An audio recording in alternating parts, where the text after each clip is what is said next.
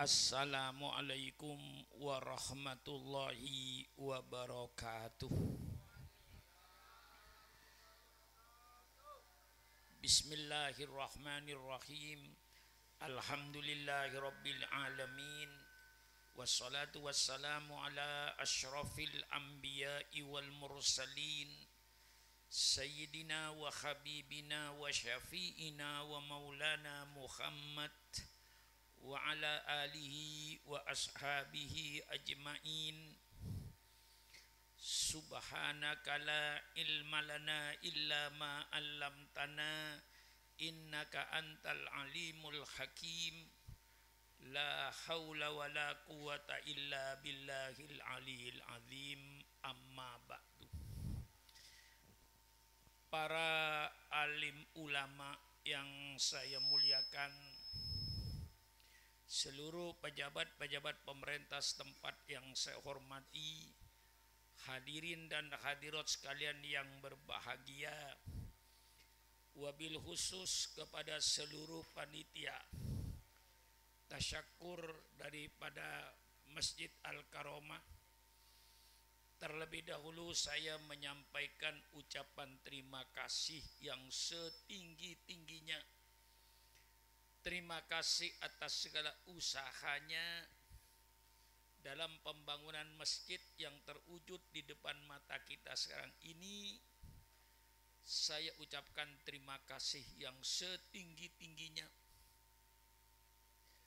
Mudah-mudahan Allah memberikan pahala yang sebesar-besarnya. Man ahya sunnati inda fasadi ummati falahu mitlu ajri syahidin. Barang siapa yang menghidupkan sunnahku, barang siapa yang menghidupkan agamaku di tengah-tengah kerusakan umatku, maka pahalanya sama dengan pahalanya orang yang mati syahid di medan perang. Mari kita hidupkan agama Islam ini di negara kesatuan Republik Indonesia. Menghidupkan Islam itu banyak caranya. Menghidupkan Islam dengan pembangunan masjidnya, menghidupkan Islam dengan pembangunan pesantrennya, menghidupkan Islam dengan pembangunan madrasahnya, menghidupkan Islam dengan sholat berjamaahnya, menghidupkan Islam dengan dzikirnya, menghidupkan Islam dengan tahlilannya, menghidupkan Islam dengan yasinannya, menghidupkan Islam dengan pengajiannya seperti pada malam ini. Maka kepada panitia saya ucapkan terima kasih yang setinggi-tingginya atas kegiatannya, tentu tidak lepas dari pengorbanannya. Selalu saya titik beratkan pengorbanan. Karena tidak ada satu keinginan, tidak ada satu kemauan yang akan berhasil tanpa adanya pengorbanan. Negara Kesatuan Republik Indonesia ini merdeka. Negara Kesatuan Republik Indonesia berdiri bukan hadiah dari Belanda. Negara Kesatuan Republik Indonesia berdiri bukan hadiah dari Jepang. Tetapi NKRI, Negara Kesatuan Republik Indonesia, berdiri di atas aliran darah dan cucuran air mata seluruh rakyat Indonesia. Berapa wanita yang menjadi janda? Berapa juta anak yang menjadi yatim karena bapaknya meninggal di medan perang melawan Belanda, melawan Jepang. Ini pengorbanan. Belum lagi pengorbanan hartanya. Agama Islam diturunkan oleh Allah kepada Nabi Muhammad sallallahu alaihi wasallam. Islam tidak langsung jaya. Islam tidak langsung besar. Islam tidak langsung tersebar. tapi tersebarnya Islam, jayanya Islam karena pengorbanan. Rasulullah dengan para sahabatnya berkorban. Bukan hanya berkorban harta, mereka siap berkorban jiwanya untuk membela Islam. Maka dengan Islam sekarang menjadi jaya tersebar seluruh Indonesia, ini karena pengorbanan. Rasulullah dengan para sahabatnya berkorban, baik berkorban harta dan berkorban jiwa untuk membela Islam. Sehingga para sahabat-sahabat Rasulullah Sallallahu Alaihi Wasallam kalau meninggal di atas tempat tidur, dia merasa menyesal. Ya Rasulullah, mengapa saya mati di atas tempat tidur? Saya hembuskan nyawa saya sia-sia. Mengapa saya tidak mati di perang Badar? Mengapa saya tidak mati di perang Uhud? Mengapa saya tidak mati di perang Khandaq? Mengapa saya tidak mati di perang Tabuk? Itu keinginan pengorbanan para sahabat sehingga Islam menjadi besar. Maka masyarakat umat Islam, katakan di galis ini pada umumnya, jangan kau mimpi Islam itu akan besar. Jangan kau mimpi Islam itu akan jaya kalau tidak kita mau berkorban. Orang sebelum kita sudah berkorban, alhamdulillah kita tidak jadi korban. Maka kita sekarang berkewajiban untuk berkorban.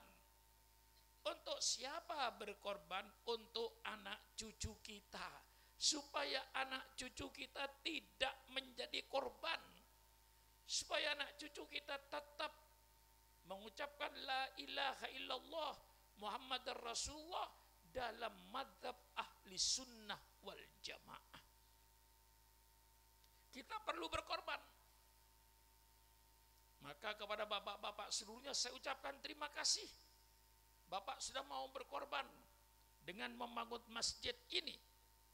Ini termasuk satu pengorbanan. Saya ucapkan terima kasih. Dan kita terus berkorban, terus berkorban, terus berkorban. Bangun masjid, bangun madrasah, bangun jamiah-jamiah keagamaan. Bangun lagi organisasi tahlilan, organisasi yasinan, organisasi marhabanan. Sehingga Islam akan hidup. Di mana sekarang banyak hal-hal yang akan menghancurkan syiar-syiar agama ini, dengan kadang-kadang dengan pengalaman dan pemikiran yang sangat sempit. Ini bid'ah, ini bid'ah, ini bid'ah, ini bid'ah. Zaman Rasul tidak ada. Dan ini nanti masuk neraka syirik. Subhanallah, subhanallah. Alangkah sempitnya pemikiran kau. Kaji dulu secara mendalam bid'ah itu apa. Bid'ah itu barang baru yang tidak ada pada zaman Rasulullah. Baik, apakah setiap barang yang baru yang tidak ada pada zaman Rasulullah itu pasti jeleknya?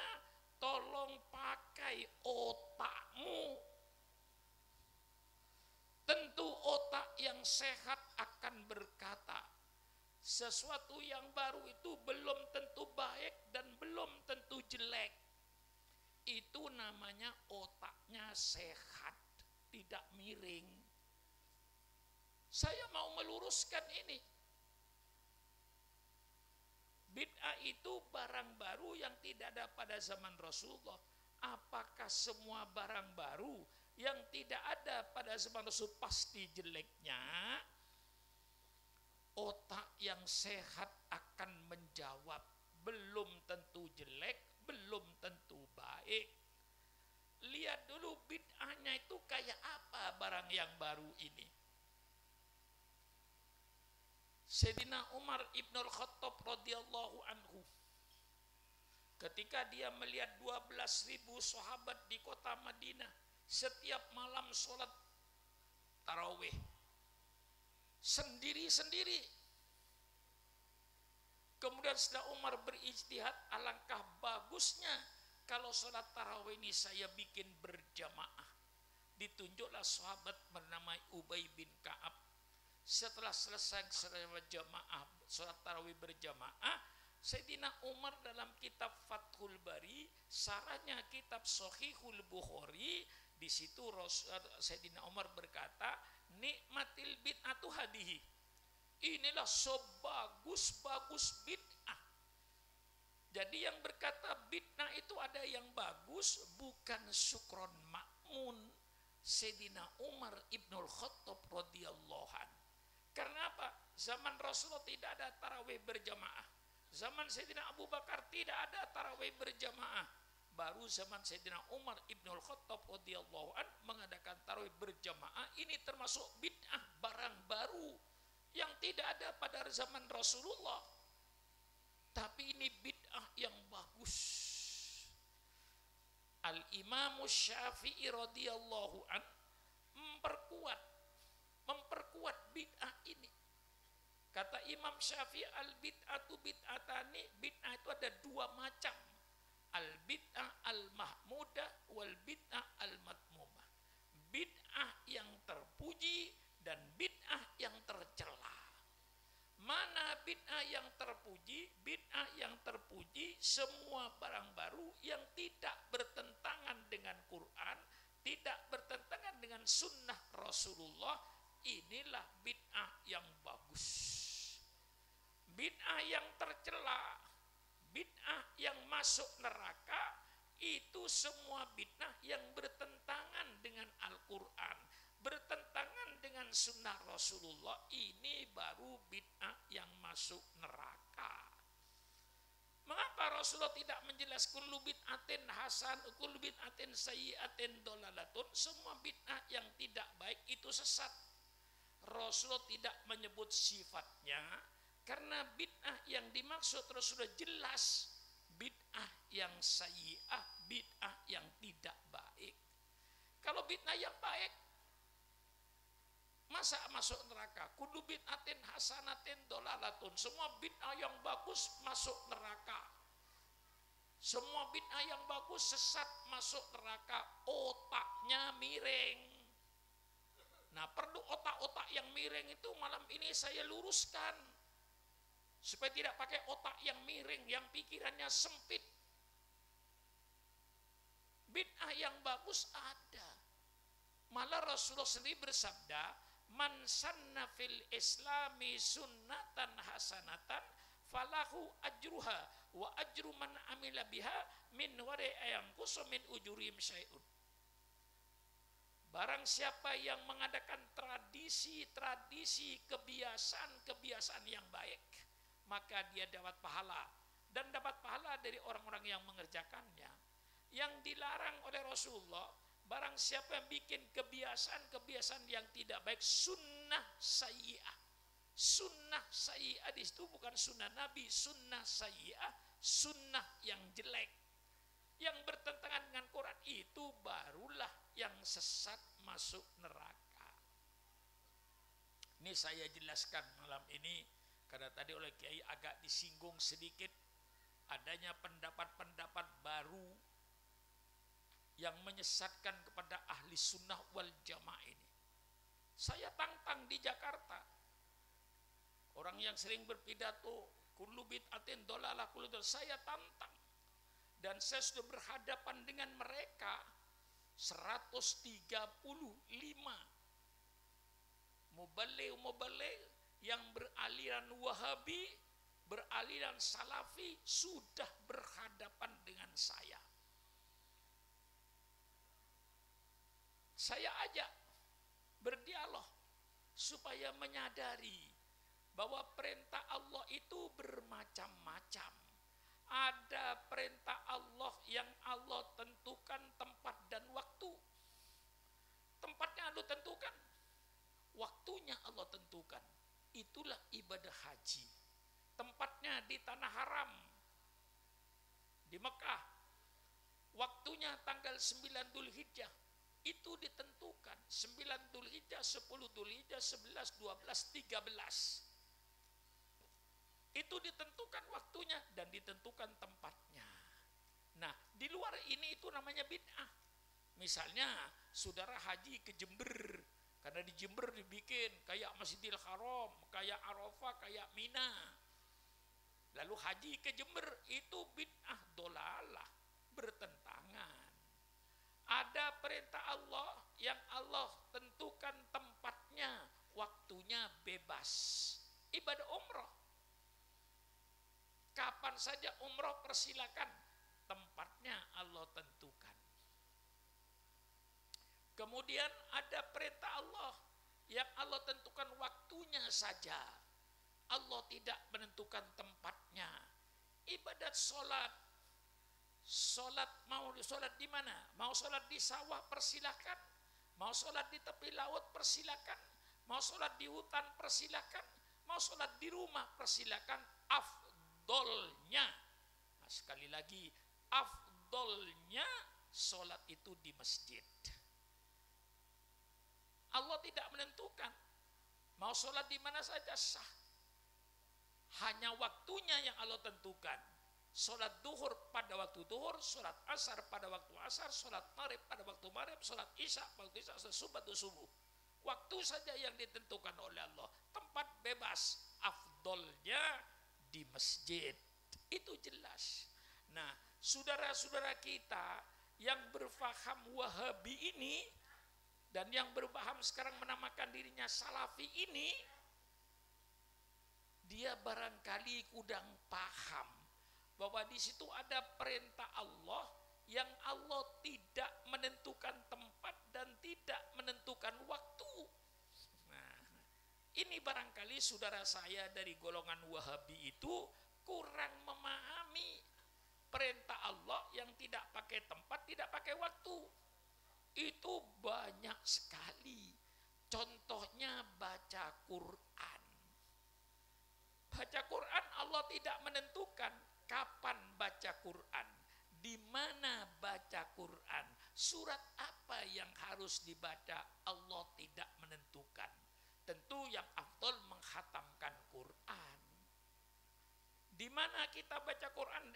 Di mana saja. Asal jangan di kamar mandi. Mau baca Quran di kuburan, mau baca Quran di rumah, mau baca Quran masjid, mau baca Quran di pesawat. Ketika saudara umroh misalnya bawa Quran, dibanding di pesawat nganggur, bacalah Quran, persilakan. Waktunya kapan baca Quran? Kapan saja. Maka para ulama kadang-kadang membuat tradisi sunnah, lalu mengadakan muslimat mengadakan bacaan Yasin pada malam Jumat. Yang pasti baca Yasin setiap malam Jumat zaman Rasulullah tidak ada. Tapi baca Yasin ada, baca Quran ada, perintahnya ada. Kita diperintahkan baca Quran. Di mana baca Quran? Di mana aja. Kapan baca Quran? Kapan saja. Lalu kita mengadakan baca Yasin dari rumah ke rumah, pindah-pindah. Atau kadang ditentukan di musola, di Langker, Candai Maturah, tapi bedenang masjid. Persilakan. Apakah orang yang baca Yasin setiap Jumat yang tidak ada pada zaman Rasulullah itu dikatakan bid'ah, yang sesat, otaknya miring? Perlu saya luruskan. Otak-otak yang miring itu perlu saya luruskan. Zaman Rasulullah memang tidak ada baca Yasin setiap malam Jumat, tidak ada. Kita mengadakan Yasin setiap malam Jumat sesuai dengan perintah Allah, diperintahkan baca Quran. Karena Allah tidak menentukan tempat, tidak menentukan waktu, kita tentukan tempat dan kita tentukan waktu, Yasinan setiap malam Jumat. Apakah orang yang Yasinan setiap malam Jumat masuk neraka? Subhanallah, subhanallah, subhanallah.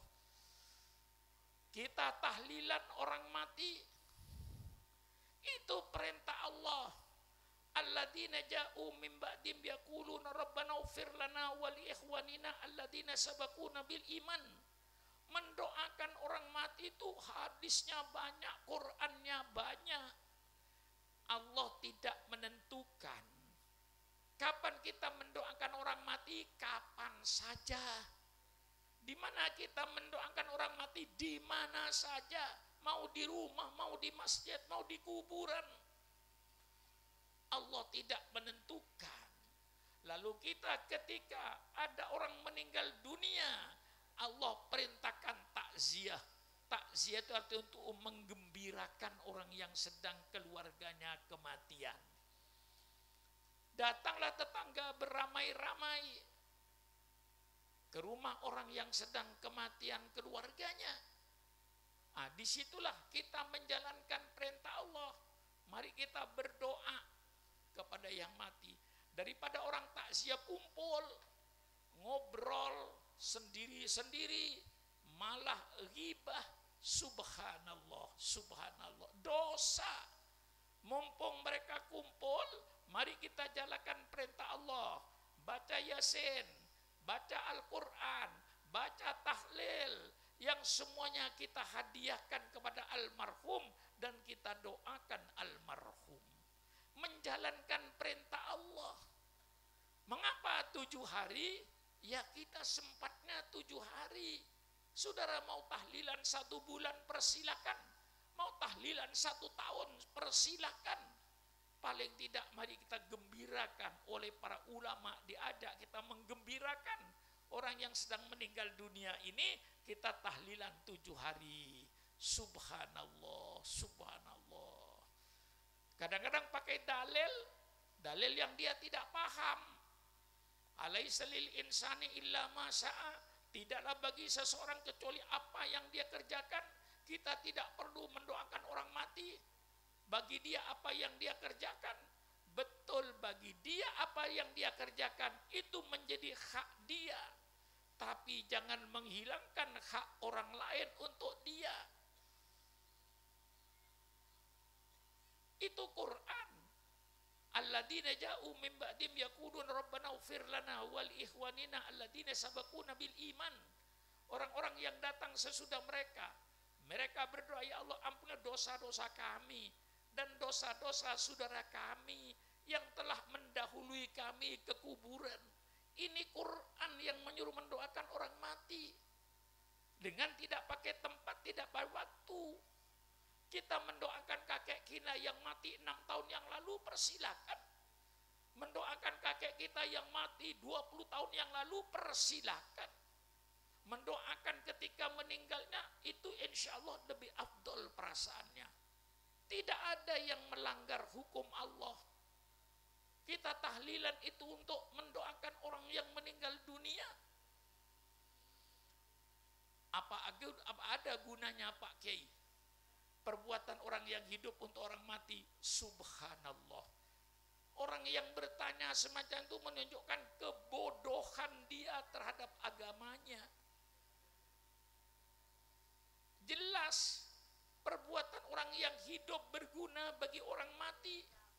Contohnya mana? Yang jelas contohnya sembahyang mayat.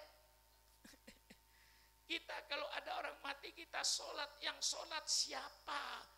Yang sholat yang hidup, yang dibaca apa? Mendoakan yang mati. Allahumma firlahu warhamhu wa'afi wa'fu anhu. Allahumma inkana musinan fasid bi'iksani wa inkana musian fatajawaz an sayyiatihi.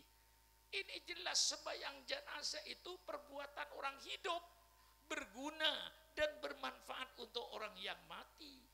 Subhanallah. Kalau dikatakan perbuatan orang yang hidup tidak ada gunanya untuk orang mati, itu menunjukkan kebodohannya dalam ilmu agama. Ngaji lagi. Jangan terlalu picik memahami agama ini. Saya berpidato begini, dan saya hadapi 135 daripada mubalik Wahabi ini. Mari kita bicara soal agama dengan pembicaraan yang benar. Lah ini banyak perintah-perintah Allah yang Allah tidak menentukan dan waktu. Kita dikir tiap malam minggu, katakan, atau dikir di Masjid Al-Karomah ini tiap malam minggu. Yang pasti zaman Rasul tidak ada zikir tiap malam minggu, tidak ada zaman Rasulullah. Kita adakan zikir tiap malam minggu. Apakah orang yang zikir baca istighfar 100 kali, baca tahlil 100 kali, baca tasbih setiap malam minggu masuk neraka, otaknya miring? Jelas ki? Jelas ki? Jelas ki? Jangan diombang-ambingkan oleh pendapat-pendapat baru yang menghilangkan syiar-syiar agama. Kita diperintahkan baca sholawat. Ini perintah Allah. Ya ayyuhalladzina amanu sallu alaihi wasallimu taslima. Kapan baca sholawat? Kapan saja. Di mana baca sholawat? Di mana saja. Allah tidak menentukan tempat dan tidak menentukan waktu. Lalu kita baca maulid, baca berzanji, ya Rabbi sholli ala Muhammad, ya Rabbi sholli alaihi wasallim setiap malam Jumat. Apakah orang yang baca sholawat setiap malam Jumat masuk neraka? Otaknya miring. Perlu diluruskan otak-otak yang miring ini, yang sekarang sedang ngetren di bumi Indonesia ini. Di mana-mana saja paham ini disebarkan oleh mereka. Rasulullah katanya tidak dikir setelah sholat. Kita baca kitab Riyadhus Shalihin, apa yang dibaca Rasulullah setelah sholat? Itu hadisnya banyak. Rasulullah setelah sholat membaca Allahumma antas salam wa minkas salam. Rasulullah setelah sholat dikir tasbih 33 kali, tahmid 33 kali, takbir 33 kali. Ini dalam kitab Riyadhus Shalihin, silakan baca. Itu bacaan Rasulullah. Dari mana sahabat kok lalu tahu kalau dia tidak mendengar Rasulullah dikir? Ini semua tercantum dalam hadis. Nah sekarang ini setelah sholat langsung bubar. Bukan Allahumma antas salam yang dibaca. Yang dibaca Allahumma lantas jalan. Kita dikir dulu. Inilah perintah-perintah Allah. Tidak ada para ulama semuanya takut masuk neraka. Bukan hanya kaum salafi saja yang takut masuk neraka. Kami juga dari golongan Nahdiyin ini juga kami takut untuk masuk neraka. Justru kami memperbanyak ibadat. Mari kita laksanakan syariat Allah ini. Huwallazi arsala rasulahu bil huda wa dinil haq liyudhhirahu 'alad dini kullih. Dialah Allah yang mengutus utusannya dengan petunjuk dan agama yang benar, liyudhhirahu 'alad dini kullih, untuk ditampakkan, diperlihatkan, diiklankan, ditawarkan kepada umat manusia ini. Maka setiap malam saya ngaji, saya katakan saya sedang memperlihatkan syariat Allah. Ini syariat Allah. Saya tidak heran kalau ada orang yang tidak senang dengan syariat Islam. Saya tidak heran. Mengapa? Karena mereka tidak tahu apa syariat Islam itu. Coba kalau mereka tahu, saya yakin akan cinta sama syariat Islam. Maka Allah ciptakan Nabi Adam dengan keturunannya untuk apa? Untuk menjadi pelaksana syariat Allah. Wa idh qala rabbuka lil malaikati inni ja'ilun fil ardi khalifah. Inni ja'ilun fil ardi khalifah. Sesungguhnya saya, kata Allah kepada para malaikat, akan menciptakan seorang khalifah. Artinya pelaksana syariat Allah. Kita Nabi Adam dengan anak keturunannya sebagai pelaksana syariat Allah. Mana syariat Allah? Syariat Allah adalah syariat Islam. Allah turunkan satu syariat yang bernama Islam. Nah, disitulah syariat Islam. Mari kita tawarkan syariat Islam kepada seluruh rakyat Indonesia. Pertama, dalam akidahnya, bahwa dalam Islam ini hanya dua hal. Pertama, Khalik, pencipta.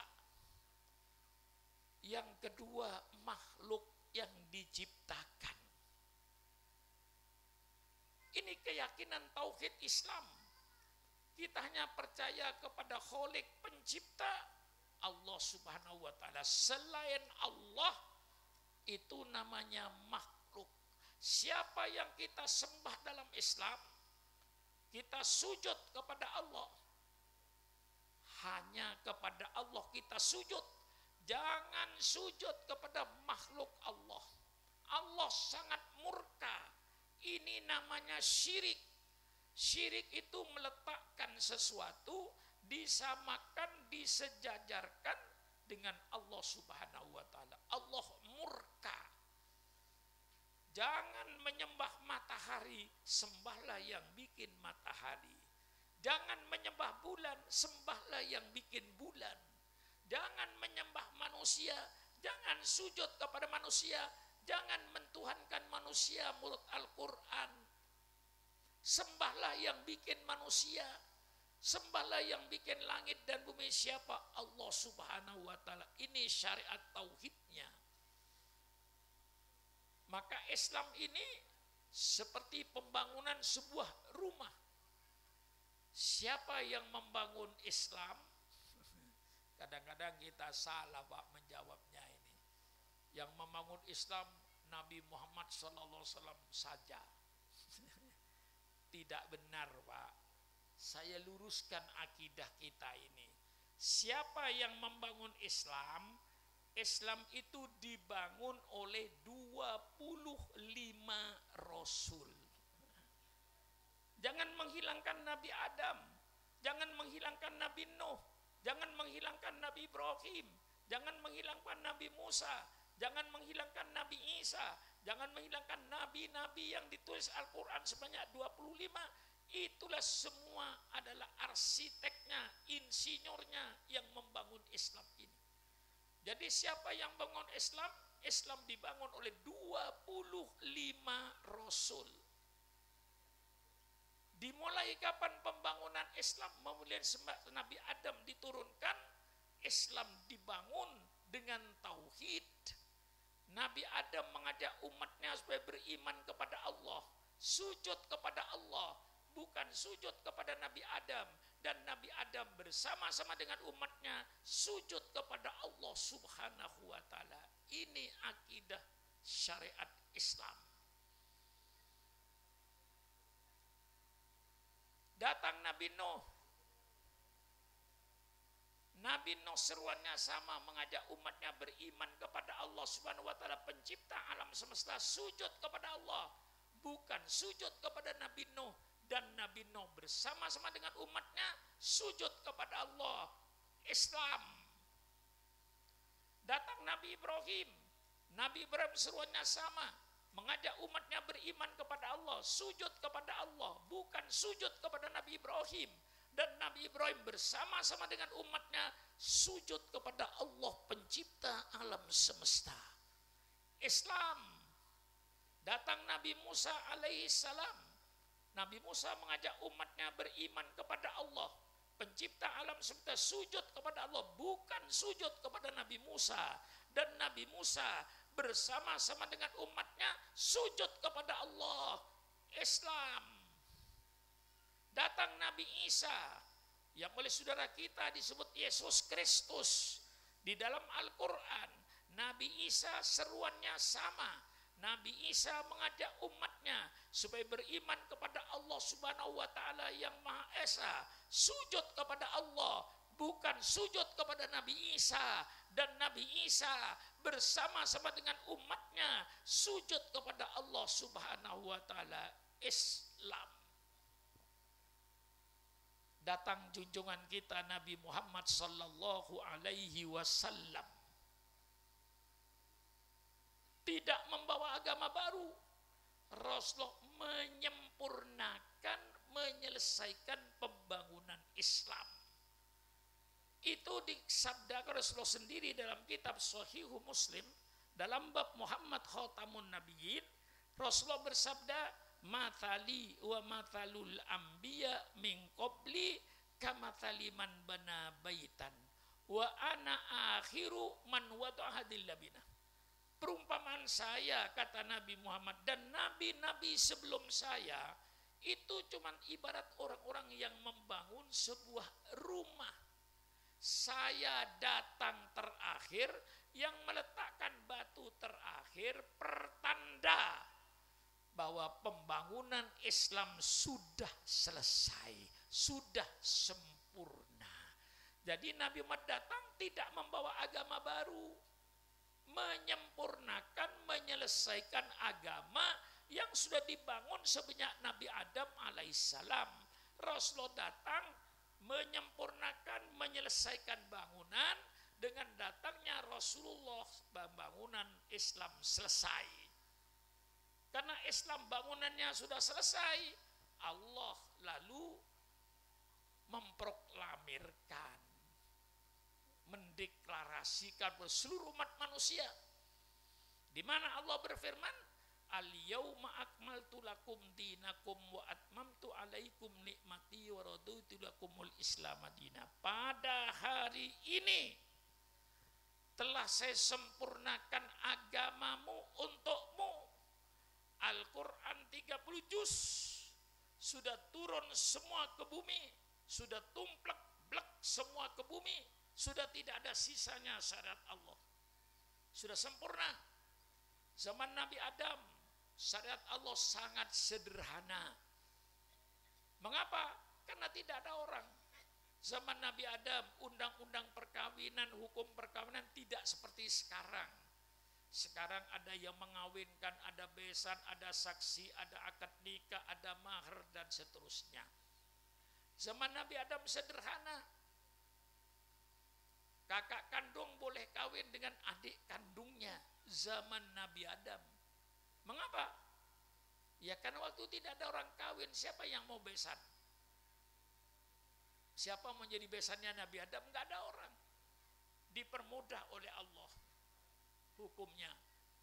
Jadi kalau sekarang di Galis ada orang ingin kawin dengan adiknya sendiri, itu anak salah lahir.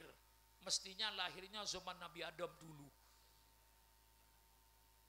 Nah, disempurnakan oleh Nabi Nuh, disempurnakan oleh Nabi Ibrahim, disempurnakan oleh Nabi Musa dengan kitab Tauratnya, disempurnakan oleh Nabi Isa dengan kitab Injilnya, disempurnakan oleh Nabi Daud dengan kitab Zaburnya.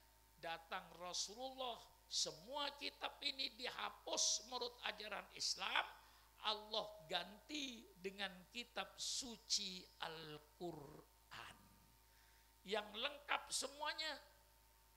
Nah, kita percaya kepada kitab Injil, mohon maaf kepada umat gereja, bukan Injil yang ada di tangan Anda.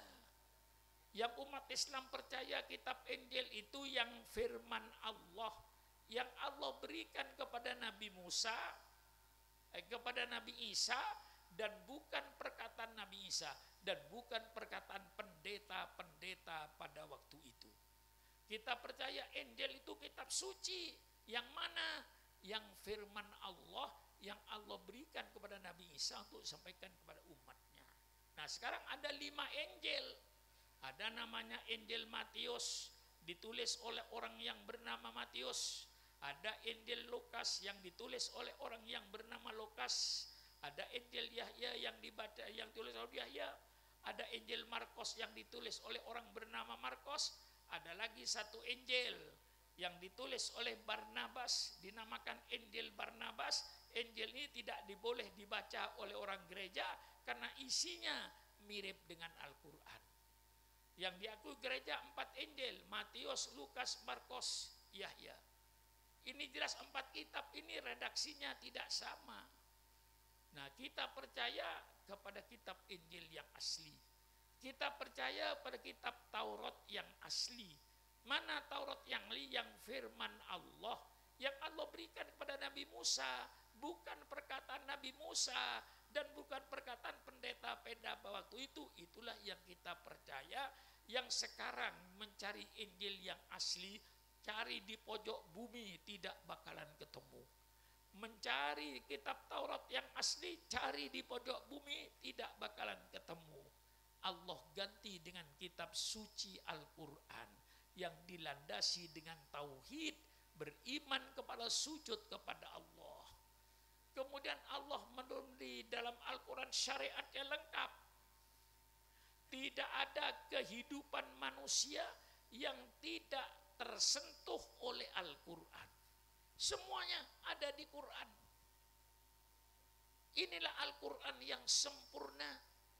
Semua kehidupan Al-Quran memberikan petunjuk. Bukan Al-Quran mengikuti otak saudara, tapi otak saudara mengikuti Al-Quran. Karena Al-Quran petunjuk. Orang mesti mengikuti petunjuk. Saudara mau pergi ke Bandung, tidak tahu jalan, ikuti petunjuk. Kalau petunjuk ke kiri, Bandung, ikuti. Petunjuk lagi ke kanan, Bandung, ikuti. Orang yang ingin selamat ikut petunjuk. Bukan petunjuk ngikuti orang. Kita mengikuti petunjuk Al-Quran sebagai petunjuk.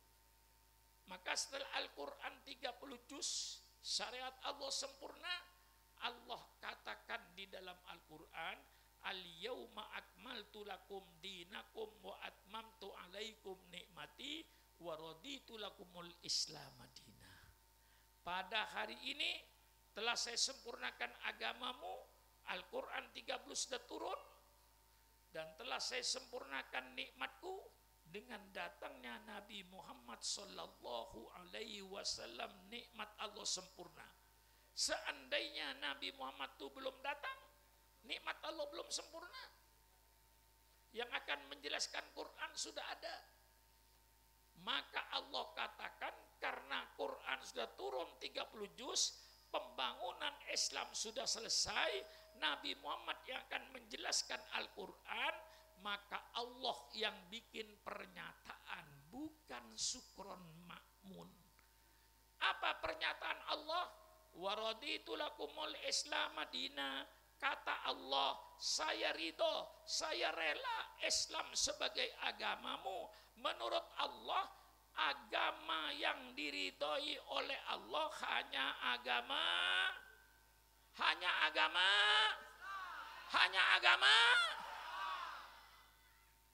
tegas, bukan sukron makmun.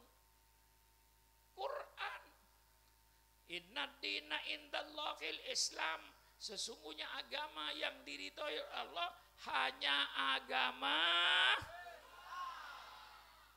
Allah tegaskan lagi, wa may yabtaghi ghairal islami dinan fala yuqbala minhu wa huwa fil akhirati minal khasirin. Barang siapa yang mengikuti agama selain agama Islam, kata Allah, bukan kata sukron makmun, maka agama itu tidak akan diterima oleh Allah. Dan orang yang mengikuti agama selain Islam, kata Allah, dia akan merugi karena tempatnya di api neraka. Kata siapa? Kata Allah, bukan kata sukron makmun. Bagaimana? Tegas ya? Jelas? Jelas? Ini supaya iman kita itu kokoh. Jangan diombang-ambingkan oleh keadaan sekarang ini yang memang sengaja untuk menyesatkan. Ada beberapa hal yang akan menyesatkan manusia itu yang datangnya dari barat. Seperti kebebasan adalah hak asasi manusia. Subhanallah. Kebebasan adalah hak asasi manusia. Ini menurut mereka untuk membebaskan manusia dari asuhan agama. Karena mereka di antara mereka ada yang trauma terhadap agama mereka. Karena trauma terhadap agama mereka, lalu mereka ingin menyelamatkan manusia supaya bebas dari agama. Ini untuk agama mereka, bukan untuk agama Islam. Kita tidak pernah trauma dengan ajaran Islam ini. Malah kita semarah mantap dengan ajaran Islam ini. Karena kita sudah yakin Semua perintah agama itu kembali manfaat kepada manusia. Larangan agama dalam Islam pasti madorotnya kembali kepada manusia. Jadi kita dengan perintah Allah, dengan larangan Allah tidak pernah kita trauma. Justru kita merasa besar manfaatnya perintah Allah ini. Besar manfaatnya larangan Allah. Dan hukuman Allah itu hukuman yang paling adil. Al-Quranlah yang menyuruh kita berbuat adil. Orang membunuh orang, kata Quran, jatuh hukuman mati. Itu sangat adil. Karena apa? Nyawa tidak bisa kita timbang dengan apapun saja. Mau Pak Haji? Pak Haji, mau nggak? Saya kasih rumah kayak istana. Saya kasih mobil yang bagus, Mercedes tipe S600 yang paling mahal. Saya kasih duit 1 M, 1 miliar. Setelah saya serahkan rumah, saya serahkan mobil, saya serahkan duit, saya potong lehernya. Mau nggak? Mau nggak? Mengapa nggak mau? Rumah kayak istana, mobilnya Mercedes, uang 1 miliar. Begitu saya serahkan, saya potong lehernya. Mau nggak? Itu namanya bahwa nyawa tidak ada timbangannya. Orang membunuh orang yang paling adil ya dibunuh. Tidak ada lebih adil dari itu. Masa orang membunuh orang dihukum 20 tahun, dihukum 30 tahun, tidak adil. Menurut Al-Qur'an. Maka kalau syarat ini dilaksanakan, insya Allah pembunuhan tidak ada. Mungkin carok nang betul tak ada. Ini betul. Sabab mun mati orang masih paten. Kadang ring Madura ki bangal acarok. Make mati orang pakai kok lagi yokom 20 tahun. Keluar lah matiin boleh. Nah ini saudara. Maka Allah mengeluarkan hukum-hukum yang adil. Kita tidak pernah trauma dengan agama kita. Nah di antara orang barat ada yang trauma dengan agama mereka. Sehingga mereka ingin bebas dari asuhan agama. Maka timbullah faham kebebasan adalah hak asasi manusia. Itu sangat bertentangan dengan Islam. Wa ma khalaqtul jinna wal insa illa liya'budun. Tidak saya cipta jin dan manusia kecuali untuk sujud kepada Allah. Syukron makmun diciptakan oleh Allah bukan untuk semau-maunya. Syukron makmun diciptakan oleh Allah bukan untuk sakaripi dewe. Bahasa Jawanya, bahasa Betawinya, syukron makmun diciptakan oleh Allah bukan untuk semau gue. Tetapi syukron makmun diciptakan oleh Allah untuk menjalankan perintah Allah dan untuk menjauhi larangan Allah. Dan semua perintah Allah manfaatnya jelas dan semua larangan Allah madorotnya jelas. Ingkina budan. Ingkina budan. Dilarang main judi. Itu jelas. Kenapa orang main judi orang malas, tidak mendatangkan duit malah menghabiskan duit. Ingkina budan. Orang yang main judi, katakan ada 5 orang main judi, tiap orang punya modal 1 juta, 1 juta berarti duit 5 juta. Main tiap hari. Pindah dari saku ke saku duit itu. Tambah dari luar tidak ada, hanya beredar. Kurang pasti. Karena setiap main judi dia minum, dia makan, dipotonglah tiap hari. Mungkin dalam 1 minggu duit 5 juta sudah habis. Habis duit, tinggal ngerancang ngerampok, korupsi, dan lain-lainnya. Lah ini maka judi dilarang oleh Allah jelas karena judi menghabiskan uang dan tidak mendatangkan uang. Kalau uangnya sudah habis, ngerampok. Dilarang. Allah melarang minum-minuman keras, narkoba. Jelas kita tidak trauma. Benar engkau ya Allah, kau larang minum-minuman keras karena merusak otak, merusak urat saraf. Apalagi sampai narkoba, lebih baik dilihat kuburannya daripada dilihat orangnya. otaknya sudah tidak berfungsi, ibunya bisa dibunuh, bapaknya bisa dibunuh karena narkoba. Allah larang. Benar ya Allah, kami tidak trauma. Allah melarang perzinaan, jelas. Di samping merusak keturunan, menimbulkan penyakit HIV, menimbulkan penyakit AIDS, satu penyakit yang sampai detik ini belum ada obatnya yang pasti dan menghancurkan sendi tubuh manusia. Jelas kau melarang orang berzina, jelas ya Allah. Kami terima, tidak ada orang Islam yang trauma dengan ajaran Islamnya, baik dalam perintah Allah maupun larangan Allah. Di antara orang barat mereka trauma dengan agama mereka, baik trauma dalam sejarahnya, trauma dalam akidahnya, trauma dalam pelaksanaannya, sehingga mereka ingin bebas dari agama.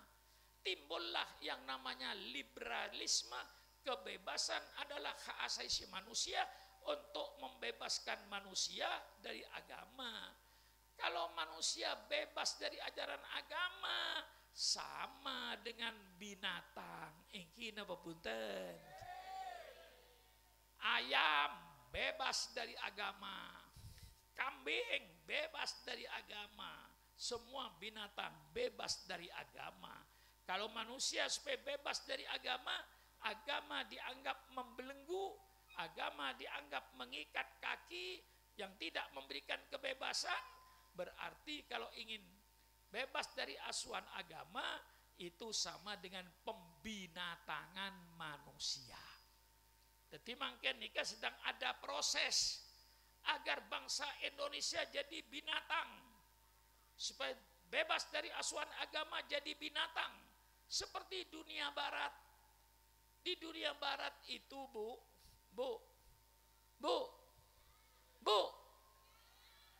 mata na mancela yolok tak nyampit. Nyon sepor lagi, ikenengan kula bu, mun mata na mancela yolok tak nyampit. Ganti kan nyamannya cukup gereng bu. Oning cukup gereng apa? Matana yolok buk ajam kak sabuk. Oning ajam saban. Paling kurang ajar itu ayam. Mengapa? Ayam bertelur bu, 6, ngerem, netes bu. Netes ada yang jadi ayam jago bu, gede, ibu kandungnya dikawin. Ingki napunten, kurang ajar napunten. Serah seorang ajar. Ajam. Ajam telur, menem ngiremin. Jadi ajam bini, raja, kabin sokman. Kurang ajar napunten. Andi ajam sampean. Andi ajam. Eman ngabinin anan ngabinin embun. Kurang ajar ajam ini. Lah nika sampean iki pada PP Jawa so agama, malah sampean dadi ajam. Bebas. Kayak di Eropa itu. Di Eropa berzina bebas, asal mau sama mau. Tidak ada pidana di situ. Datang ke hakim. Hakim, ini istri saya, hakim berzina dengan tetangga. Ditanya, mengapa kau berzina dengan tetanggamu? Saya mau, dia mau, saya senang, dia senang, ketok palu, bebas, hak asasi manusia. Ini sudah terjadi di barat ini sekarang ini. Perzinaan tidak ada larangan, asal mau sama mau. Yang masuk penjara kalau memaksa, perempuannya dipaksa, diancam, itu baru kena pidana. Kalau perempuannya mau, laki-lakinya mau, HAM. Ini sekarang sedang ada usaha-usaha di Indonesia untuk ke arah itu. Dengan kedok, hebat, liberalisme, kebebasan adalah hak asasi manusia. Kebebasan dalam Islam ada, tetapi dibatasi. Hai sukron makmun, kau bebas berbuat apapun saja selama tidak bertentangan dengan Al-Quran dan sunnah nabimu. Subhanallah, bagusnya Islam memberikan kebebasan, tapi kebebasan yang dibatasi oleh Al-Quran dan sunnah nabimu. Inilah kebebasan dalam Islam yang sekarang ini sedang dilancarkan di Indonesia. Kebebasan di anak SMP, sekolah SMA diajarkan liberalisme, kebebasan adalah hak asasi manusia, sehingga nanti mereka akan bebas dari asuhan agama. Maka di saat itulah maka saya katakan kebebasan hak asasi manusia yang tidak dibatasi dengan agama, itu berarti di Indonesia sedang ada proses pembinatangan manusia. Ini sekarang yang sedang terjadi. Maka kita harus merapat kepada ulama, merapat ke masjid. Banyak ibadat, kata, saya kurang tahu namanya kiai tadi itu, oleh kiai sebelum saya, perbanyak ibadat, perkuat, sehingga benteng imannya kokoh, tidak mustah diombang-ambingkan oleh paham-paham yang ada. Ada paham lagi yang datang dari barat, yang dikatakan bahwa agama itu hanya mengatur ibadat. Subhanallah, Islam itu agama cuma di dalam masjid, di luar masjid tidak perlu agama. Mengapa? Kehidupan manusia diatur oleh manusia sendiri. Ini yang namanya disebut sekularisme. Kaum sekuler yang memisahkan agama dengan kehidupan manusia sehari-hari, bahwa agama tidak mencampuri kehidupan manusia sehari-hari. Kehidupan manusia sehari diatur oleh otak manusia sendiri. Agama hanya sujud kepada Allah, selesai. Kehidupan manusia sehari-hari tidak perlu agama. Ini sekarang sedang ngetren di Indonesia. Ini paham yang namanya sekularisme. Orang yang berpaham sekularisme itu orang yang tidak ngerti agama. Kalau ngerti agama tentu tidak. Karena kalau ngerti agama, agama mengatur semua kehidupan manusia. Kehidupan rumah tangga diatur oleh Islam. Bagaimana jadi suami yang baik? Masya Allah. Wa asiruhunna bil ma'ruf, pergauli istrimu itu dengan baik. Pergauli istrinya dengan lemah lembut. Yang istri pun mempergauli suaminya dengan lemah lembut. Tidak ada kekerasan rumah tangga dalam Islam itu. Tidak ada kekerasan anak dalam rumah tangga ini. Karena apa? Anak berbakti pada orang tua. Orang tua kasih sayang kepada anak. Laisa minna man lam yuqir kabirona wala yarham saghirona. Tidak termasuk golonganku anak yang tidak menghormati orang tua, dan tidak termasuk golonganku orang tua yang tidak mencintai kepada anak mudanya. Subhanallah. Ini Islam. Rumah tangga diatur dengan perkawinan yang begitu bagus, dengan akad nikah yang begitu bagus. Saya kira syariat Islam dalam perkawinan merupakan syariat yang paling indah di permukaan bumi ini. Persilakan tunjukkan kepada saya kalau ada yang lebih bagus daripada syariat Islam dalam perkawinan. Dalam rumah tangga, Islam yang mengatur rumah tangga yang baik.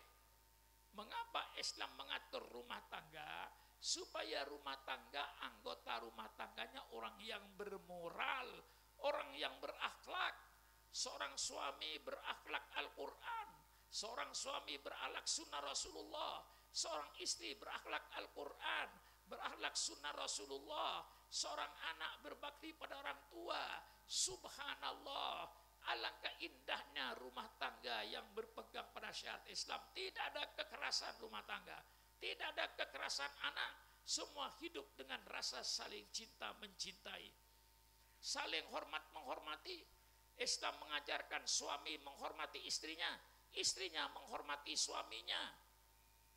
Orang tua sayang kepada anak, anak berbakti sama orang tua. Apakah ada syariat yang lebih indah daripada syariat Islam? Ini saya tawarkan. Bertetangga diatur oleh Islam. Alangkah indahnya syariat Islam dalam ber-RT dan ber-RW. Kalau ada Pak Kepala Desa atau Pak RT, Pak RW sekarang hadir, alangkah indahnya syariat Islam itu. Di dalam syariat Islam, man kana yu'minu billahi wal yaumil akhir falyukrim jarahu. Barang siapa yang beriman kepada Allah dan kuat, hormati tetangga. Tetangga dengan tetangga saling hormat, menghormati. Tetangga dengan tetangga saling harga, menghargai. Alangkah indahnya RT dan RW yang penduduknya saling harga, menghargai dan saling hormat, menghormati. Ini syariat Islam. Dalam syariat Islam dinyatakan pula wa ta'awanu 'alal birri wat taqwa, saling tolong menolong di dalam kebaikan, bergotong royong. Subhanallah, indah syariat Islam itu.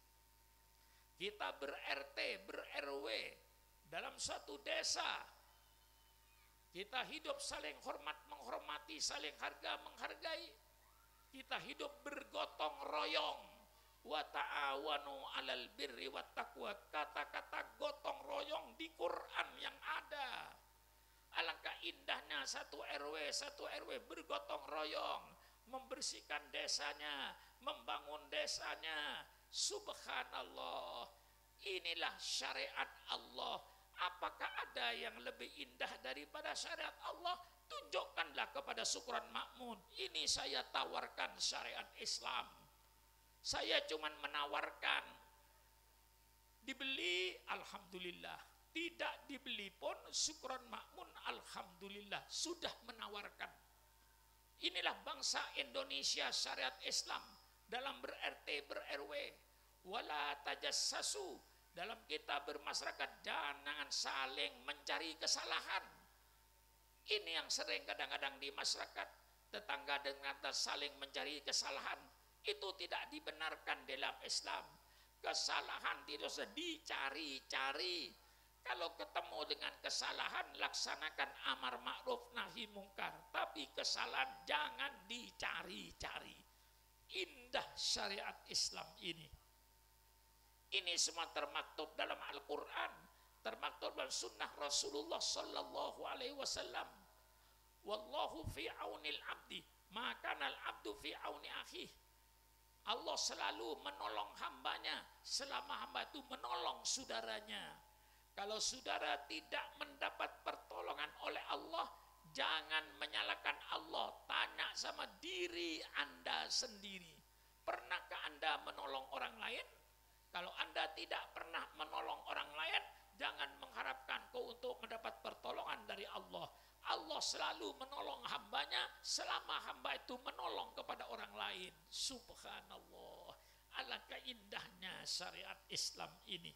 Saya yang mengerti syariat Islam, saya berkata alangkah indahnya syariat Islam ini. Kalau seandainya dilaksanakan di seluruh bangsa Indonesia ini, indah syariat Islam. Iri hati tidak ada, dengki tidak ada. Mengapa? Karena sudah tahu seluruhnya itu adalah nasib yang ditentukan oleh Allah. Ahum yaksimuna rahmat rabbik. Apakah mereka yang membagi-bagi rahmat Allah? Apakah pemerintah yang membagi-bagi rahmat Allah? Tidak. Apakah para kiai yang membagi-bagi rahmat Allah? Tidak. Nahnu qasamna bainahum ma'isyatahum fil hayatid dunya wa rafa'na ba'dahum fawqa ba'din darajat. Kata Allah, kami yang bagi-bagi nasib mereka di dunia, dan Allah bikin nasib itu tidak sama. Ada yang kaya, yang tidak kaya, ada yang berilmu, yang tidak berilmu. Mengapa Allah bikin tidak sama? Supaya kalian saling membutuhkan, saling perlu dan memerlukan. Tidak ada iri hati. Semuanya nasib Allah yang menentukan. Dia kaya, Allah yang menentukan. Saya dapat rezeki, Allah yang menentukan. Tidak ada iri hati. Ini yang ditanamkan dalam Islam, dalam bermasyarakat, dalam ber-RT dan ber-RW. Indah Islam ini penuh dengan akhlakul karimah, dengan akhlak yang mulia. inilah saya tawarkan kepada bangsa Indonesia, hai bangsaku, inilah syariat Islam. Anda mau memakai persilakan, Anda tidak mau memakai persilakan, tidak ada paksaan di dalam agama. Syukran Makmun hanya menyampaikan ini syariat Allah yang begitu indah. Sehingga mengapa Islam bicara soal bermasyarakat? Supaya anggota masyarakat di RT dan di RW, anggota masyarakat yang berakhlak Al-Quran, berakhlak sunnah Rasulullah, insya Allah kampung aman. Ini Islam. Tidak hanya bicara soal ber-RT, ber-Islam bicara soal ekonomi. Mengapa Islam bicara soal ekonomi? Supaya pelaku ekonomi orang-orang yang berakhlak. Orang yang jualan di pasar, orang yang berakhlak. Bukan preman-preman penipu rakyat misalnya. Yang bekerja di perusahaan berakhlak. Yang ada di toko-toko berakhlak, tidak ngurangin timbangan, tidak menipu pembeli. Kalau barang baik katakan baik, barang jelek katakan jelek. Jangan menipu, jangan merugikan konsumen, jangan merugikan pembeli. Ini Islam mengatur. Kalau seandainya syariat Islam dilaksanakan oleh bangsa Indonesia, pemerintah tidak perlu mendirikan badan perlindungan konsumen, tidak perlu. Konsumen akan terlindung kalau semua pelaku ekonomi berakhlak Al-Quran, aman.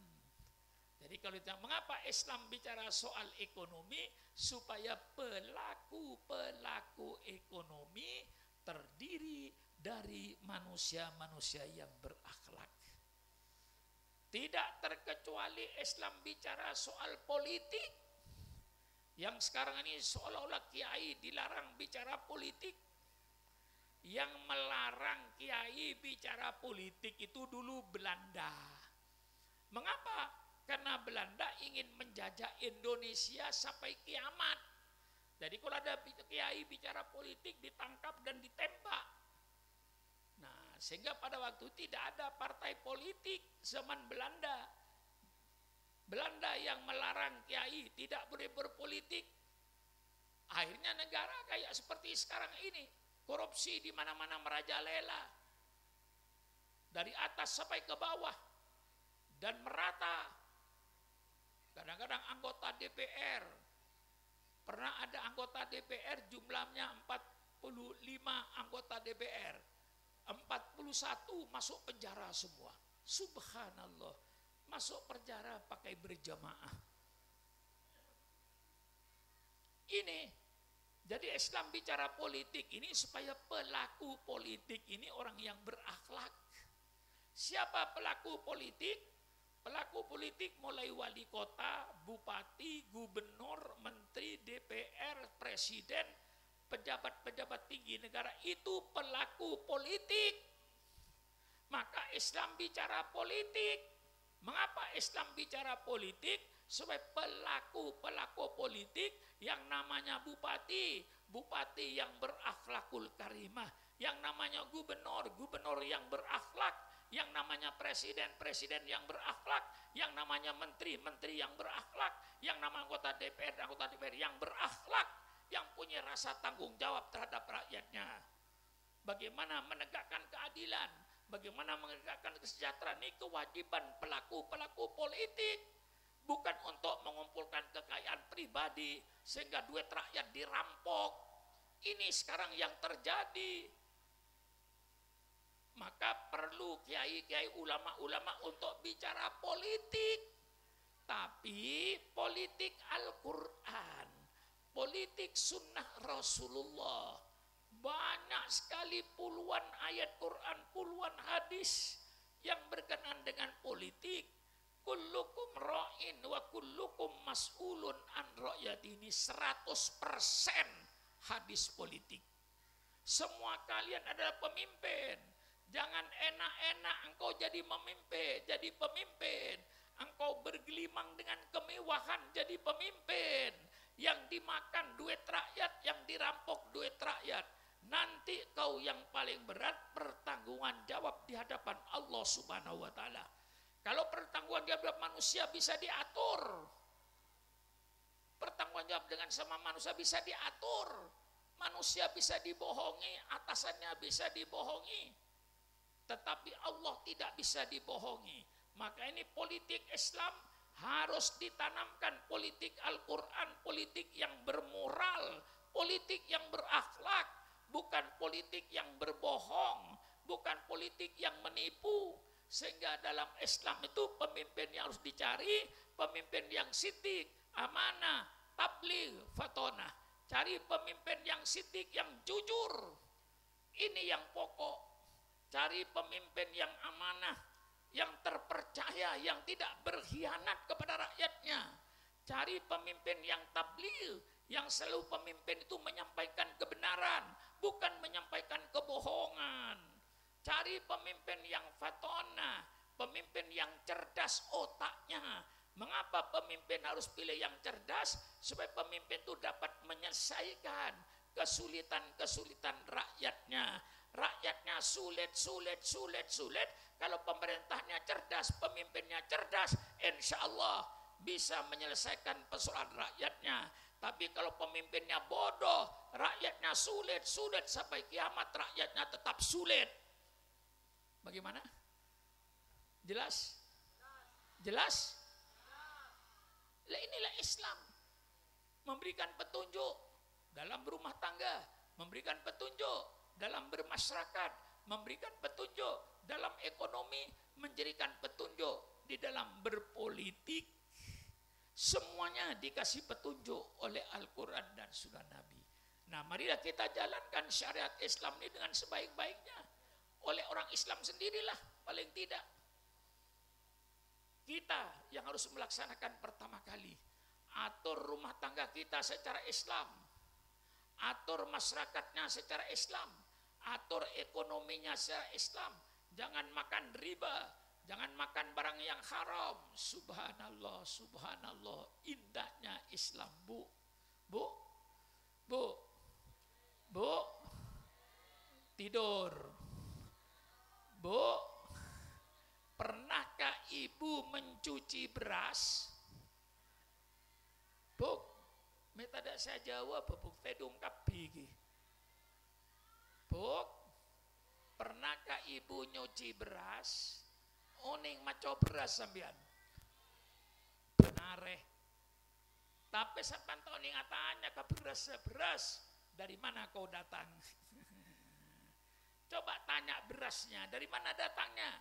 Kalau beras datang dari hasil riba, haram. Kalau beras datang dari ngurangin timbangan, haram. Kalau beras datang dari sogok menyogok, suap menyuap, haram. Kalau berasnya datang hasil korupsi, haram. Kalau seandainya semua bangsa Indonesia menjaga rezeki yang lewat tenggorokannya, supaya rezeki yang halal, bukan rezeki yang haram, insya Allah Indonesia beres. Ingkino bunten. Kalau semua rakyat Indonesia tidak mau makan barang haram, Indonesia beres. Sogok menyogok tidak ada, suap menyuap tidak ada, korupsi ngerampok duit rakyat tidak ada, ngurangin timbangan tidak ada, nipu orang tidak ada. Insya Allah dengan syariat Islam supaya makan barang yang haram, insya Allah maksiat-maksiat seperti korupsi, ngurangin timbangan, ngurangin meteran, sogok menyogok, suap menyuap, korupsi tidak ada. Karena itu yang mengakibatkan makan barang haram. Kalau seluruh rakyat Indonesia dari Sabang sampai Merauke tidak mau makan barang haram, baru Indonesia beres.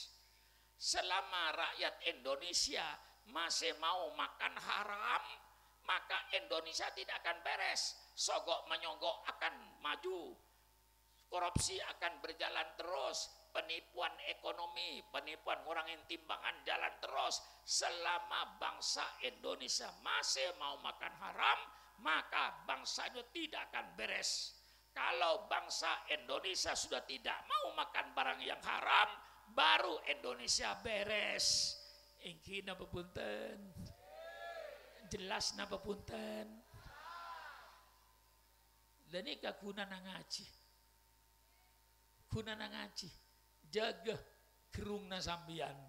Jak sampai lebat neng gerungan rezeki seharom.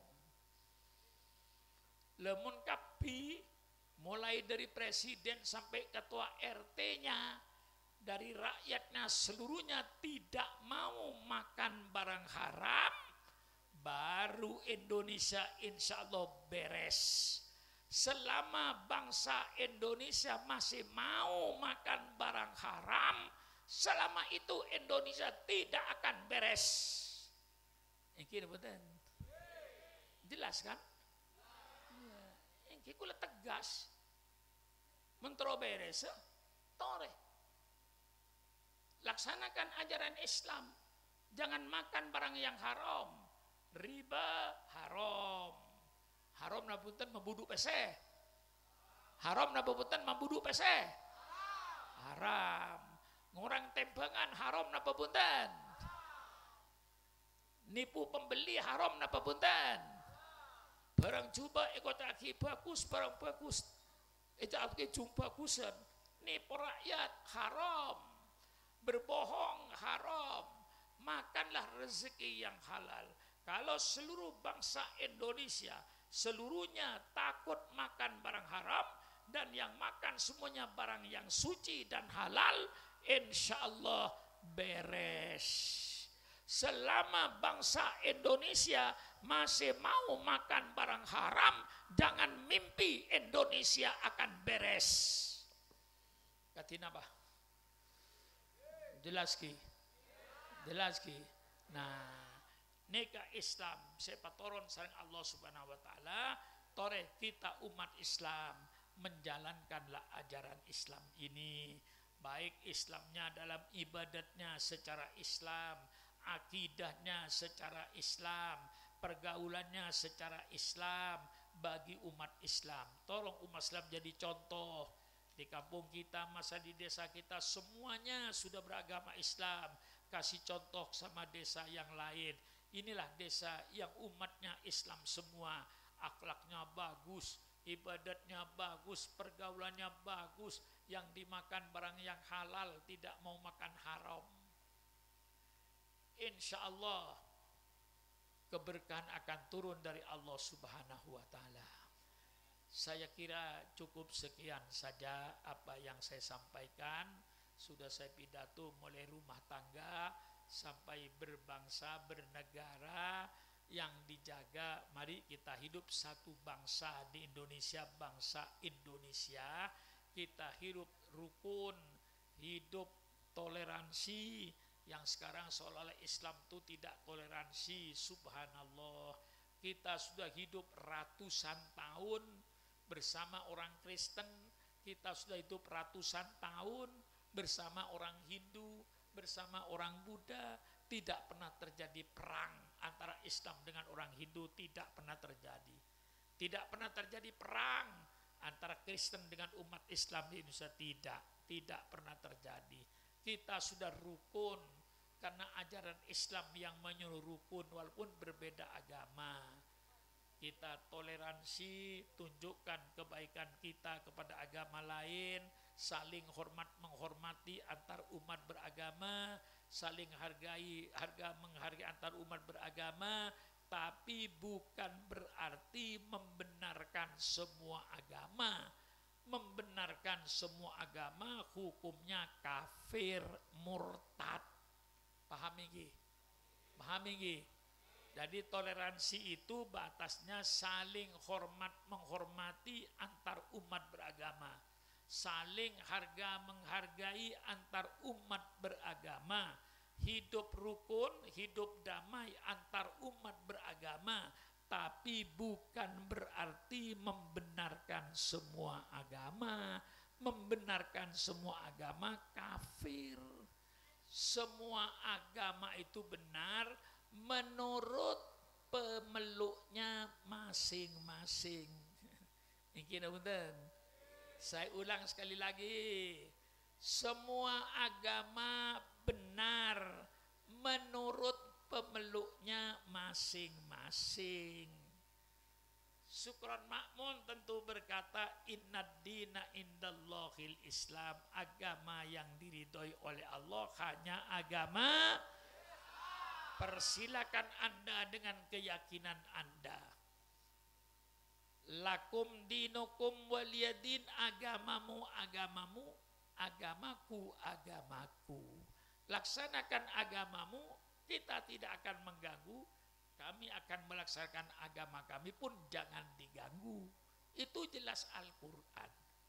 Lebih jelas lagi Al-Quran menyatakan la tasubul ladina yad'una min dunillah fayasubullah adwan biwairi ilmin. Hai orang-orang yang beriman, kau jangan menghina, kau jangan mencela orang-orang yang menyembah kepada selain Allah, karena nanti dia akan menghina Allah, timbullah permusuhan di antara kalian. Ya, tuh. Masih banyak lagi hadisnya. Waman ada dimyan fakot adani. Barang siapa yang menyakiti orang-orang non muslim yang mereka hidup rukun dengan orang Islam, berarti kau telah menyakiti saya, kata Rasulullah. Dalam hadis lain, waman ada dimyan fa ana khosmuhu idza ma kuntu khosmahu khosamtu yaumal qiyamah. Barang siapa yang menyakiti orang-orang non muslim yang mereka hidup rukun dengan orang Islam, berarti sayalah musuhnya. Kalau saya musuhnya, nanti kau saya musuhi pada hari kiamat. Ini apa? Sanksi yang dibawa oleh Rasulullah SAW. Kita hidup rukun, saling hormat menghormati, tapi bukan berarti membenarkan semua agama. Lah sekarang ini diajarkan kepada anak-anak muda-muda ini di sekolah-sekolah, semua agama benar, semua agama sama. Semua umat beragama, agama apapun saja masuk surga. Itu dalam rangka pemurtadan. Nah sekarang saya kasih logika kepada saudara. Kalau orang yang sholat subuh masuk surga, orang yang tidak sholat subuh juga masuk surga. Surganya sama. Milih yang mana? Hah? Ayo yang kumisan, kotak-kotak. Yang sholat subuh masuk surga, yang tidak sholat subuh masuk surga juga, surganya sama. Milih yang mana? Hah? Milih yang mana? Milih yang tidak sholat. Mengapa milih yang sholat kalau sama-sama masuk surga? Yang puasa Ramadan masuk surga, yang tidak puasa Ramadan masuk surga, surganya sama, surganya sama. Milih yang mana? Milih yang tidak puasa. Inilah untuk menipu anak-anak muda sekarang ini, dan banyak yang tertipu. Semua agama sama, semua agama masuk, semua umat beragama masuk surga. Subhanallah. Mengapa Sukron Makmun sholat subuh tiap pagi? Perlu saya jawab? Perlu saya jawab? Saya jawab. Saya sholat subuh setiap pagi karena saya yakin dengan sholat subuh insya Allah Sukron Makmun masuk surga. Tidak sholat subuh masuk neraka. Jelas jawabannya. Mengapa Sukron Makmun puasa Ramadan 1 bulan? Perlu saya jawab? Saya puasa Ramadan karena saya yakin dengan puasa Ramadan insya Allah Sukron Makmun masuk surga. Tidak puasa Ramadan masuk neraka. Kalau yang puasa Ramadan masuk surga, yang tidak puasa Ramadan masuk surga, surganya sama. Untuk apa saudara berpuasa? Ini sekarang tadi penipuan intelektual, penipuan logika yang sedang disebarkan di sekolah-sekolah ini supaya anak jadi murtad. Nah, toleransi dalam Islam, toleransi itu hidup rukun, hidup damai antar umat beragama, saling harga menghargai, saling hormat menghormati, tapi bukan berarti membenarkan semua agama, membenarkan semua agama murtad, kafir menurut Al-Quran. Saya kira semuanya sudah jelas dan sudah jauh malam. Sebenarnya saya ini ya hanya menghargai saudara saja saya ini. Kalau tidak menghargai saudara-saudara ini, bagaimana tidak? Saya dari Situbondo, ada acara di Situbondo, saya kasih ceramah di Situbondo, jam 1:30 saya turun, jam 1 saya turun, 1:30 saya menuju ke Surabaya, tapi jalan macet ketika mau masuk Probolinggo, mulai dari Keraksan, mulai dari Situbondo sudah mulai macet, puncaknya di Keraksan sampai ke Paiton, dari Paiton Keraksan sampai mau masuk Probolinggo itu Masya Allah macetnya bukan main. Tapi saya ingat, wah ini nanti saya punya janji di Galis, bagaimana bisa enggak saya laksanakan.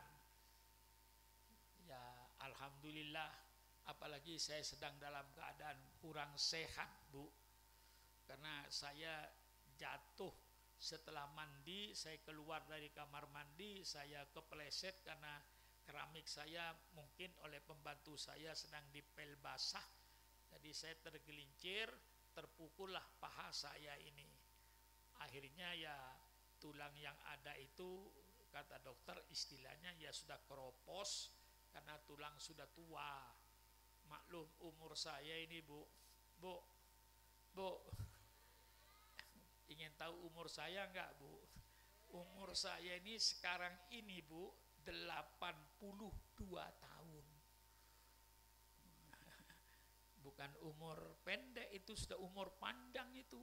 82 tahun. Jadi tulang itu sudah tua, keropos. Kata dokter kalau mau dipakai lagi ya saya ikat dengan kawat. Tapi nanti mungkin Pak Kiai 2 tahun, 3 tahun harus pakai kursi roda. Untuk kembali susah karena tulang sudah tua. Kalau saya ganti, nah ini Bu, kalau saya ganti dengan spare part bikinan Jerman. Jadi ini onderdilnya, engsel yang di sini nih bukan tulang lagi ini. Engselnya itu ya dari logam. Apa itu dari platina, saya nggak tahu, tapi yang jelas berat, putih, licin, dimasukkan ke sini, tulang yang kayak unde-unde itu ditarik, tidak dipakai lagi, diganti oleh dokter dengan bikinan Jerman ini dengan sepanjang 18 cm. Jadi ya jauh dengan ciptaan Allah, tapi ya Alhamdulillah saya dalam tempo 1 bulan yang biasanya patah tulang itu bisa 6 bulan tidak bangun di tempat tidur, tapi Alhamdulillah dokter memperhitungkan waktu itu 2 bulan, tapi ternyata saya lebih cepat dari perhitungan dokter. Saya 1 bulan lebih 1 minggu saya langsung bisa jalan tidak pakai tongkat lagi. Itu Alhamdulillah. Ya namanya engsel yang gerak ini Bu, paha saya Bu, engselnya dari Jerman Bu.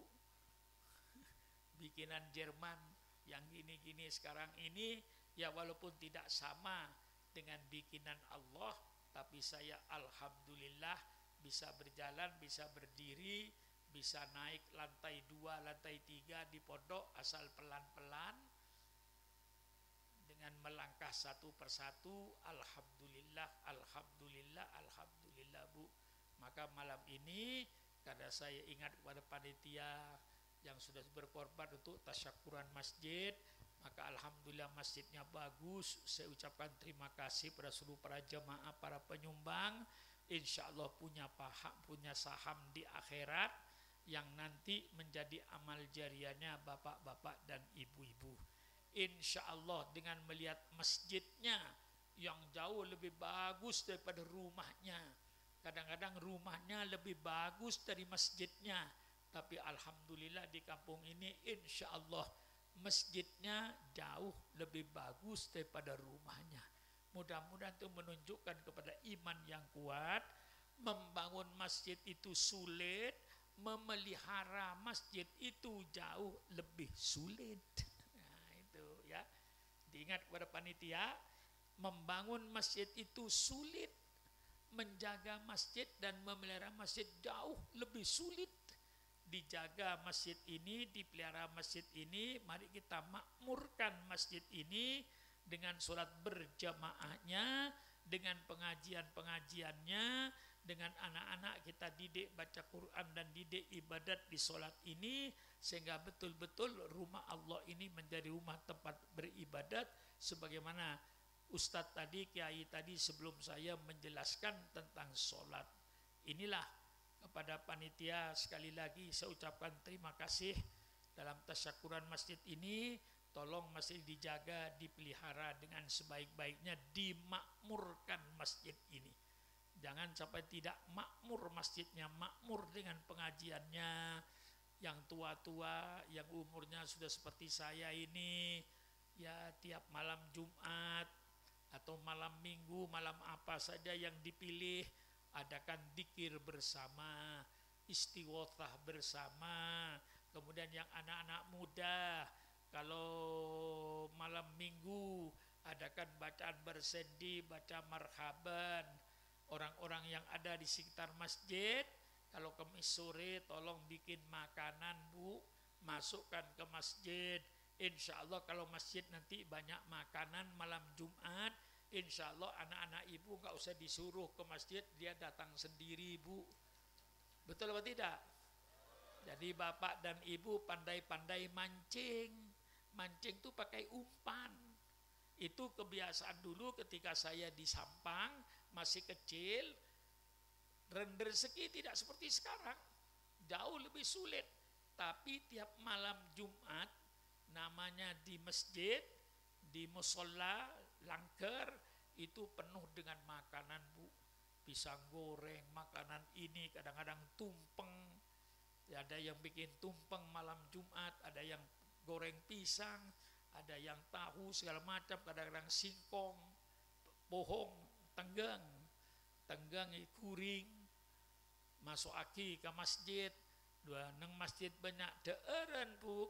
Insya Allah anak sampean tak napu soro Bu. Alon cak tibi ke masjid Bu. Macam marhabanan, mari macam marhabanan, membeda nase bagi nase, membeda ring kuring bagi ring kuring. Insya Allah Islam ni hidup. Zaman kula nang kaju Sampang, lambak mon malam minggu ni hidup. Sabab bagian ni bini anak kebay marhabanan, kek lakian begawai marhabanan, rame kampung kasama sosolawat. Padahal rezeki zaman kenika jauh penting moso sampai mangken. Lah sampean mentro anaan ke masjid malam Jumat gampang. Bade semasang rasol, basa kuring gedang, bade kuring tenggang, bersengelah napa ki ngelah jagung, sabek ke masjid. Insyaallah anan sampean tak nampu soro, maghrib lah masuk ke masjid, maca solawat, maca maulid, baca bersendih. Insyaallah kampung kita oleh Allah diberi keberkahan. Lalu ibu-ibu maghrib ya baca Quran Bu, matikan televisinya kalau waktu maghrib sampai isya. Sekarang televisi sudah nggak musimnya HP, nongkrong bersama HP-nya berjam-jam. Apa yang ditonton kita tidak tahu. Maghrib isya HP-nya dilempar dulu, baca Yasin di rumah, baca surat Waqiah di rumah. Insya Allah keberkahan Allah turunkan dari langit Bu. Keberkahan tidak turun cuma-cuma Bu. Allah turunkan keberkahan itu mesti ada sebabnya. Baca surat Waqiah, baca Yasin, baca solawat. Tiap malam minggu atau tiap malam Jumat masjid penuh dengan makanan. Anak-anak muda kumpul baca marhaban. Insya Allah kampung kita oleh Allah diturunkan keberkahan. Ini anjuran saya. Sekian saja, kurang lebihnya saya minta maaf. Wallahul muwaffiq ila aqwamit thoriq. Wassalamualaikum warahmatullahi wabarakatuh. pidato surat 2 boleh. Al-Fatihah biniyatil qabul wa tamami kulli su'lin wa ma'mul wa ala kulli niyatin sholihah wa ila hadratin nabi. Al-Fatihah. A'udzubillahi minasyaitonir rajim. Bismillahirrahmanirrahim. Alhamdulillahirabbil alamin arrahmanirrahim maliki yaumiddin. Iyyaka na'budu wa iyyaka nasta'in ihdinas siratal mustaqim siratal ladzina an'amta 'alaihim ghairil maghdubi 'alaihim waladdallin amin. Allahumma bihaqqil Fatihah wa bi sirril Fatihah wa bi karamatil Fatihah wa bi barakatil Fatihah wa bi jahi man unzila alaihil Fatihah.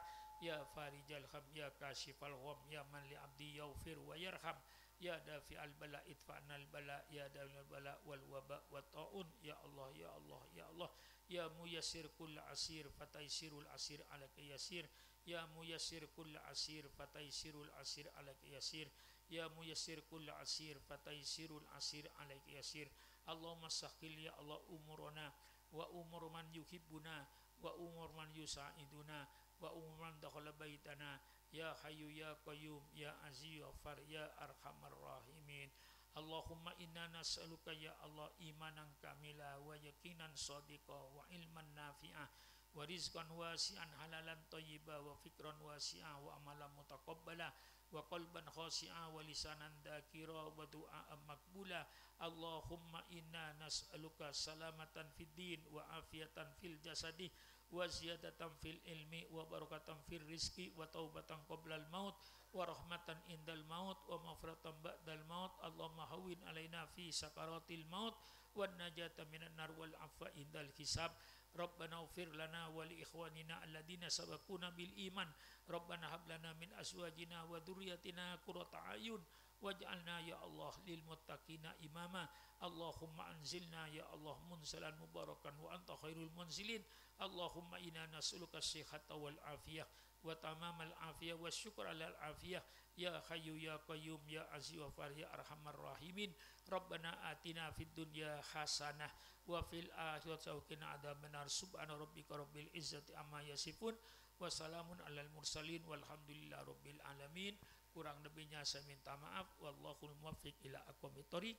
Wassalamualaikum warahmatullahi wabarakatuh. Waalaikumsalam warahmatullahi wabarakatuh. Demikianlah mau'idatul hasanah yang telah disampaikan oleh Hadratul Mukarram Hadratul Syekh Ki Haji Sukran Makmun dari Jakarta. Dan dengan berakhirnya doa tadi maka berakhir pula acara pada malam hari ini. Namun sebelumnya dari saya pribadi, jika ada kesalahan baik akwal maupun ahwal, kiranya untuk dimaafkan. Ihdinas siratal mustaqim. Assalamualaikum warahmatullahi wabarakatuh. Allahumma salli ala sayyidina Muhammad wa ala ali sayyidina Muhammad